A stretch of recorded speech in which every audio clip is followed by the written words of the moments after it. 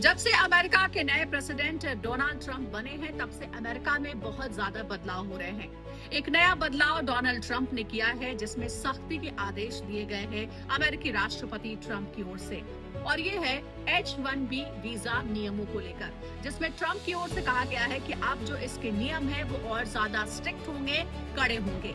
दरअसल जो भी H-1B वीजा का एप्लीकेंट है उसके लिए अब कंडीशन माननी होगी गवर्नमेंट की, और वो कंडीशन है कि उसे अपना सोशल मीडिया अकाउंट पब्लिक करना होगा, सार्वजनिक करना होगा, ताकि जो अमेरिकी अधिकारी हैं वो जो एप्लीकेंट है उसके प्रोफाइल को देख सके, वो कौन से पोस्ट कर रहा है उसे देख सके और उसकी लाइक्स को देख करें। ये सब इसलिए हो रहा है कि अगर H-1B वीजा का कोई भी एप्लीकेंट सोशल मीडिया पर अमेरिका के हितों के खिलाफ, यानी अमेरिका के खिलाफ या सरकार के खिलाफ किसी भी तरीके के कोई पोस्ट को लाइक करता है या पोस्ट करता है, तो फिर उस पर ये सख्ती लागू होगी और उसका H-1 वीजा जो है वो पास नहीं होगा।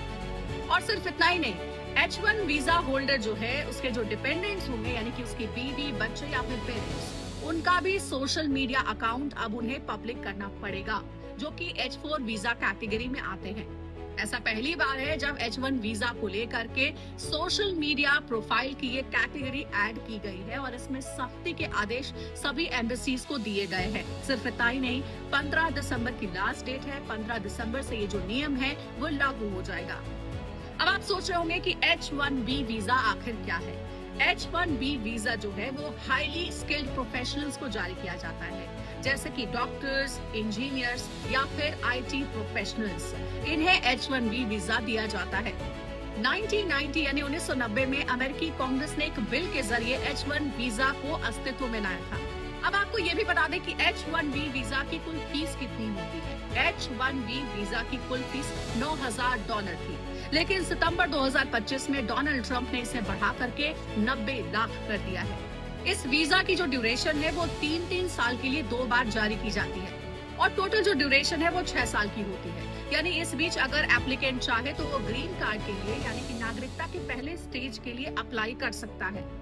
अब ट्रंप के इस आदेश का क्या असर पड़ेगा और सबसे ज्यादा कहाँ असर पड़ेगा?